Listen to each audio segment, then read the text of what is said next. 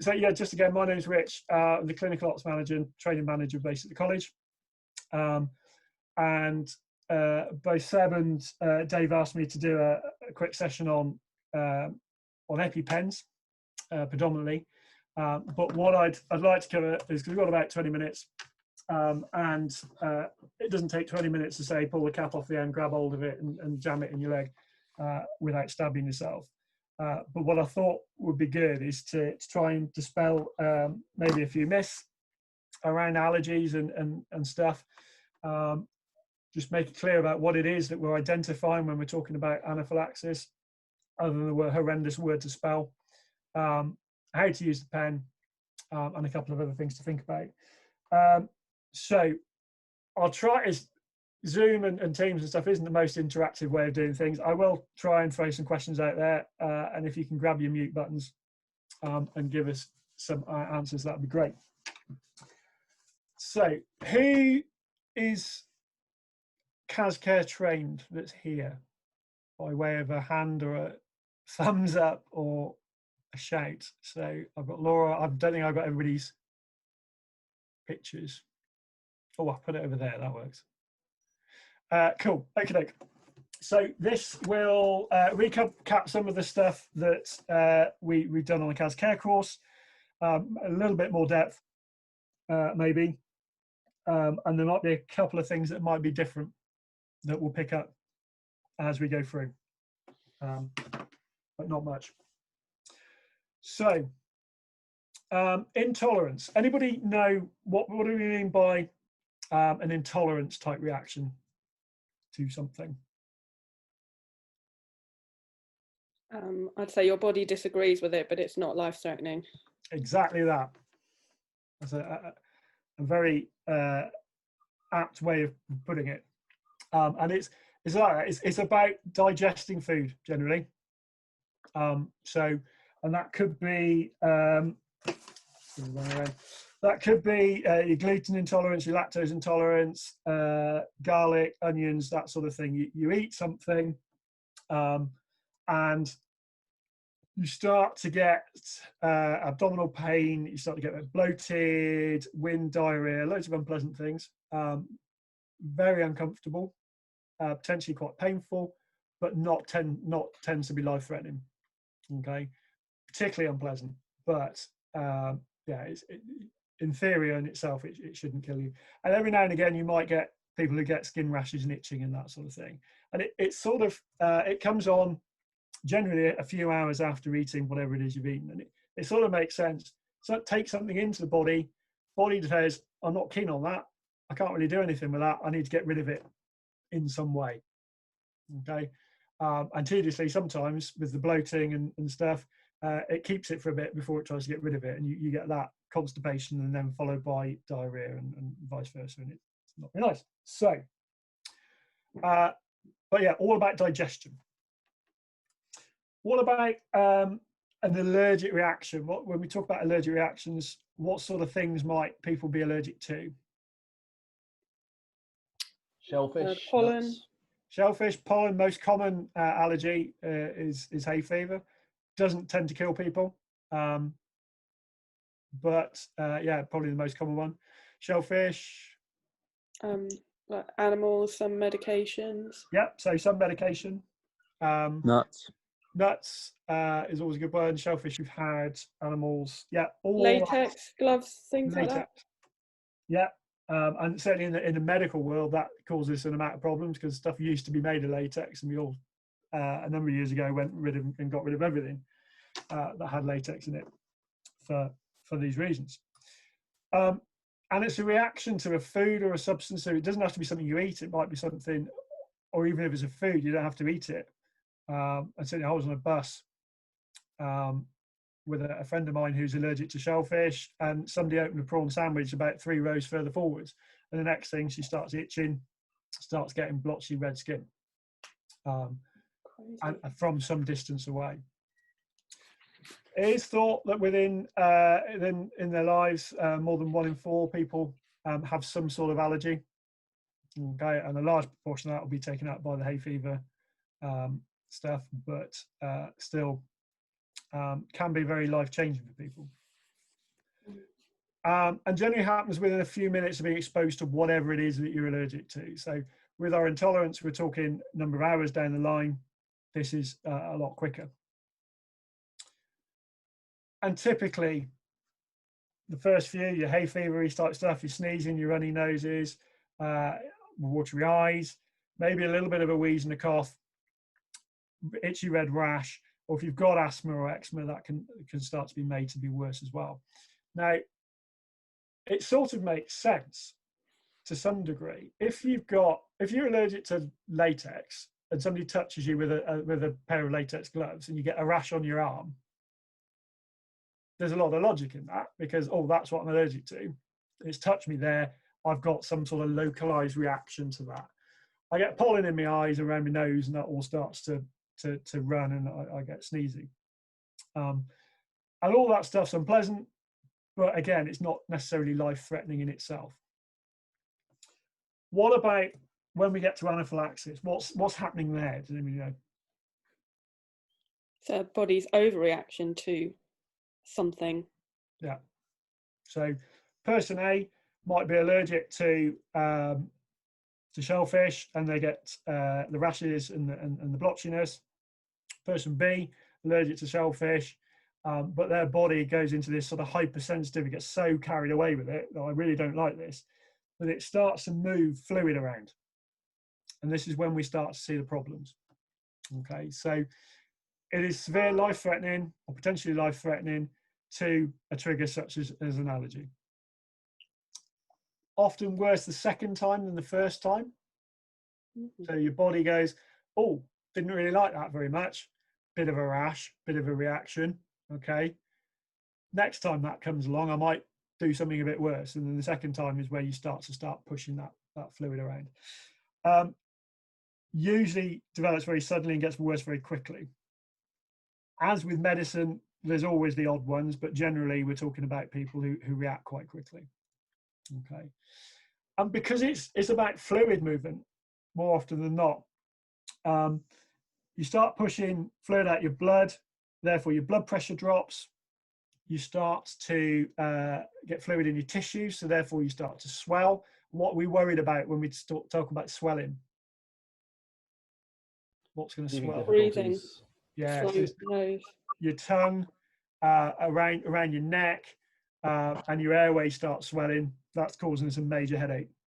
Okay, because then we start to not be able to get air in and out. And if it goes to the full extent and closes off, then we can't move physically air in and out of the body, and then they'll start to go downhill. So lightheaded and faint because the blood pressure's dropping, breathing difficulties because things are starting to swell and wheezing, heartbeat goes fast because it's trying to compensate for everything that's going on, clammy skin because the blood's moving away from the skin, confused because they got a lack of oxygen to the brain because there's less blood moving around, anxious because they probably know what's going on and know the consequences of what might be going on. And then if we leave it on for too long, then they're going to collapse and start to lose consciousness. On top of the potential red rash and itchiness and stuff that you get with a normal allergy as well. Okay. So, not a brilliant place to be. Fortunately, in the check cards, we've got a check card for it. And those of you who are Cascade trained, hopefully you've seen this before. Hopefully, if you're not Cascade trained, you've had a chance to look at them and get the idea of what these are anyway. But rapid breathing rate, somebody's in the tripod position, they're leaning forward, trying to get air into their lungs. They've got a wheeze, difficulty in breathing, can't complete a sentence. What else? Who else might present in that way?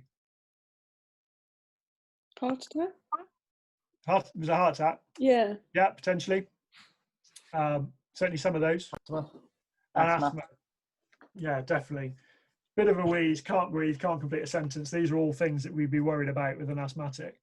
And the point of the white box there is to say, if they're red and puffy and swollen with a delayed cat refill, that's probably an allergic reaction.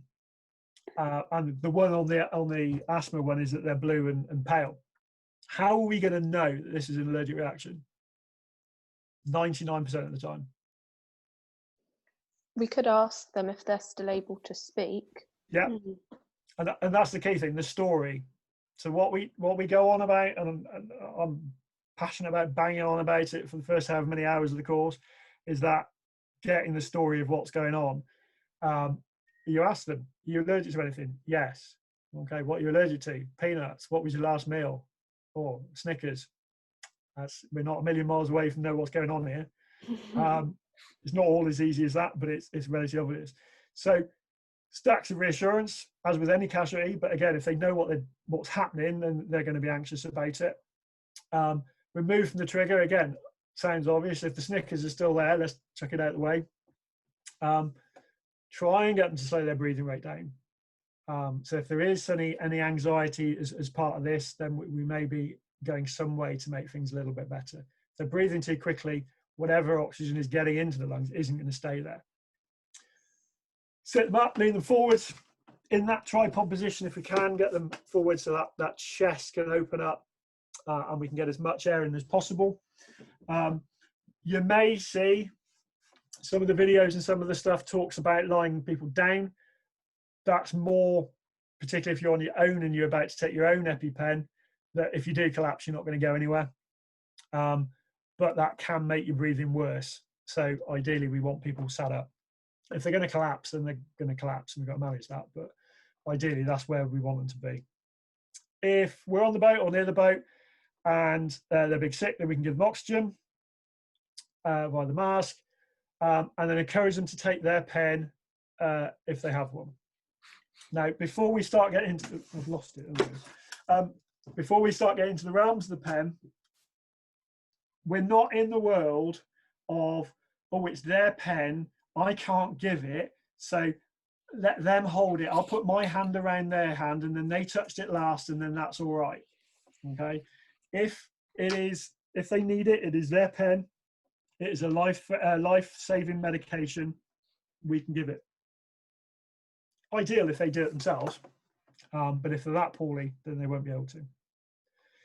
So pen in, 2 puffs of salbutamol via the asthma inhaler, and then we can give those 2 puffs every 2 minutes, up to 10 puffs. And if there's no improvement and they've got a second pen, we can give that 10 minutes later.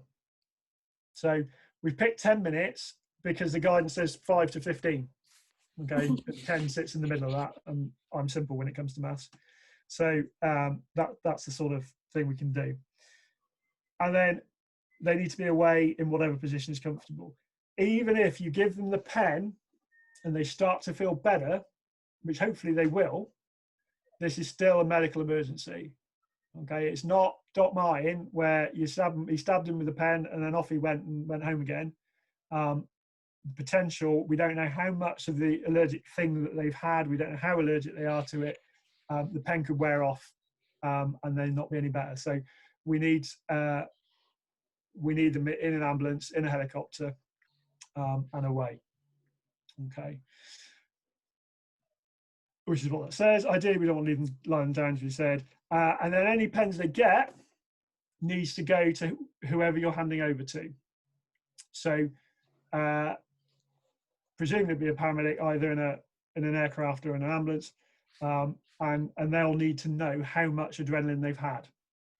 Because as we'll see in a minute, we know how much doses in one of these. It's slightly less than we could give as an ambulance crew. So we might want to top it up. So EpiPen, which is the one that we're particularly interested in, and Dave's got some trainers of. It is an auto-injector containing adrenaline.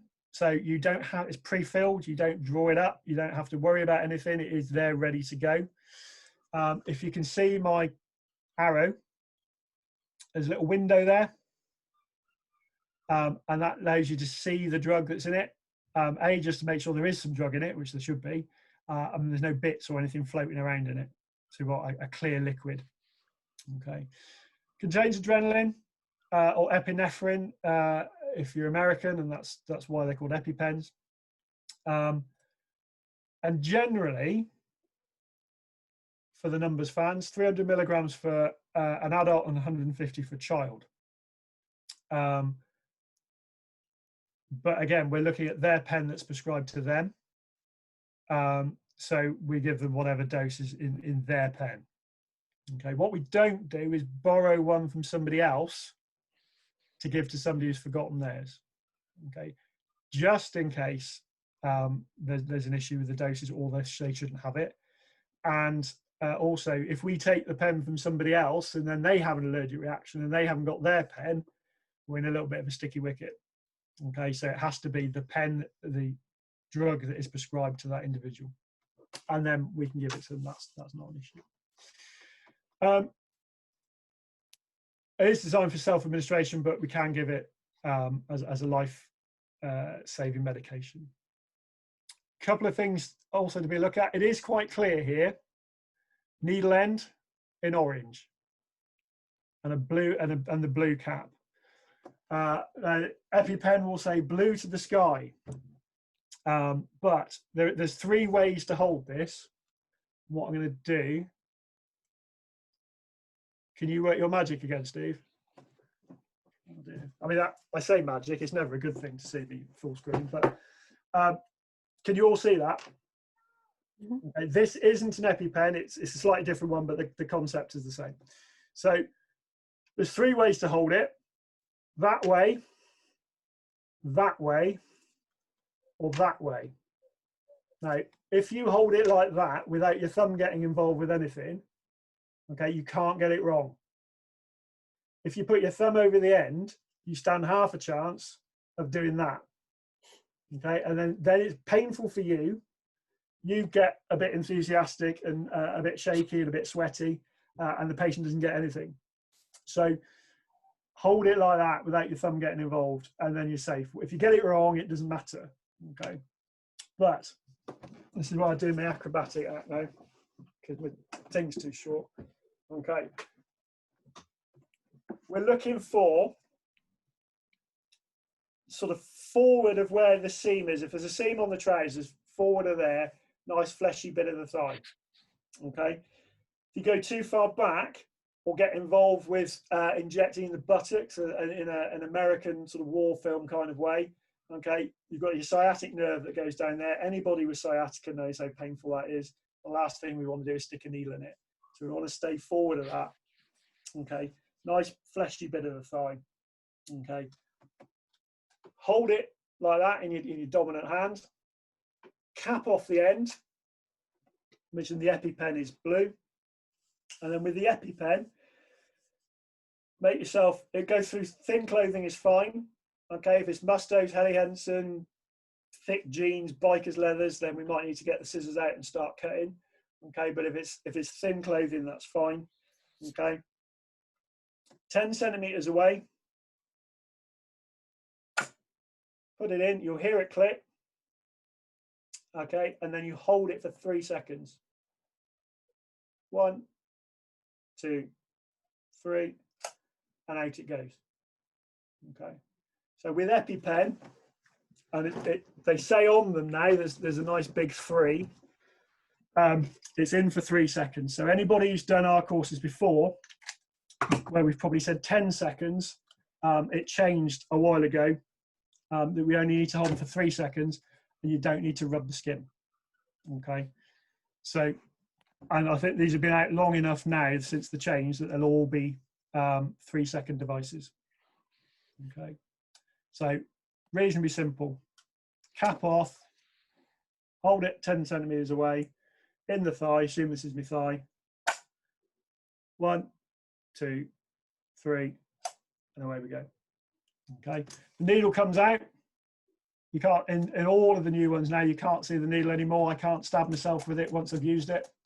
Okay, the only way to stab myself with it is put my thumb over the end. So don't do that. And then that goes with the ambulance crew away. Does that make sense? Mm-hmm. Any questions? Thank you. Mm-hmm. Cool. If you do it the wrong way and say, so if you jab the person in the thigh with the wrong end, is there any chance the needle's not going to come out, so you just turn it around and try again? Yeah. Okay. Exactly. Yeah. That's what I say. If you hold it like that, there is no chance to go wrong, because it just won't work, and they go, "Oh, that was silly," around we go, rather than going, "Oh, that was silly and that hurt, and now I can't do anything." Okay. So, yeah. Once you jabbed him, yeah. And once you jabbed Paul, how long's he got between having to go to hospital? Would you cancel the shout and go straight back, or does it give you a certain amount of time to get him back to an ambulance? As soon as you start going down that line of waving this around, he needs to be away. Okay, so if that and that, whether that's by air or whether that's by land, that's always a decision you make at the time. But as I say, this might work and last for half an hour. It might work and last forever, or it might work for 5 minutes. Okay, and that's why they talk about this 5 to 15 minutes for giving a second device.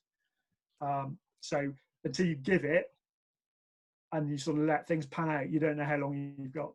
So it is away straight away. Phil, what sort of scenario are you thinking of? Are you thinking of, like, we've got a casualty, we've jabbed him with an EpiPen, and now we're towing his boat back at 5 knots or something like that? No, say Paul's mechanic, and you've dropped two crew off on the cliff. Oh, I see. And he's then got stung by a wasp. Is it a case of he has is it life threatening straight away, or do you get the crew, or that's what I'm just thinking? How long is the time between? But the answer is you don't know, do you? You don't, and yeah, it's exactly that. The answer is you don't know, so you need to start planning. I mean, mechanic wasp does involve being outside the wheelhouse, so you're probably all right. Right, there we go. I don't know what's in our engine room, Richard. Yeah, well, yeah, I have been in a Shannon engine room, and I'm not as big as Cal. Is all I'm going to say. Cool. Keeper. Yeah. Spare time. Yeah. So just to summarise, in fact, I'll try and get this back up again. Why not? Yeah, I've just invited everybody else to come back, so you got about a minute or something, so people start joining. Okay. Talks about that. Won't bother with that. I'll send Dave over the link for the video. Go away. Right. Yeah. So there are other devices out there. So this Jex that I've got is one of them. Emerade is another one, although it's been recalled recently, so you won't see many of them. And the key thing is, if the instructions are on the side, they're all relatively simple. If you've got something you think, oh, I'm not sure about this, just read the instructions. Always worth the extra 10 seconds to quickly read through it and get it right, than blindly trying to jab somebody with something that isn't going to work. So have a read of the instructions. But in summary, anaphylaxis is a life-threatening condition. You'll see it because they are becoming unwell. Treat as a check card. They've got their own device. They should take it. Refresh yourself with the instructions, particularly if it's a device you don't know and you haven't seen. And I would, when we get the opportunity to go down to station and Dave's got the trainers, just take the opportunity to have hands-on, which is certainly better than trying to look at somebody doing it on a screen. You can't beat just getting the pen and having a look at it and a feel of it. And even if they have had their pen, it's still an emergency. We want to get that ambulance or helicopter on the way. And number one, do not inject yourself with it. And we've probably done questions, but if anybody's got any other questions, Shane. Cool. So I think everybody that's left is back, including Dave, but I've muted him, so he might not have noticed. You cut me off in my prime. Yeah. Never mind. Yeah. Any final questions for EpiPen Eric, as we were calling him earlier, and I couldn't remember his name. Oh, poor Rich. Oh, that's going to stick now. Don't tell my team. It's going in the. Steve, I had a quick question, but it was relevant when we were doing the thing. Why does someone with anaphylaxis have a delayed capillary refill? Because basically their blood, the fluid's coming out of their blood and into the body, which is causing the swelling, the fluid in your lungs. So effectively, you've got less blood in the bucket. So if you're somebody's bleeding, it's the same thing. Okay. But there's no wound. It's just the blood is less because it's the fluid's moving out. In my mind, it was the other way, that they were, breathing so fast, they were creating a lot of blood pressure and it would come back really quickly, but it's obviously the other way around. And also the blood vessels might open up as well. So you get a bigger bucket with less in it. Thank you. Yeah, good question, Gav. Nice one. Any others?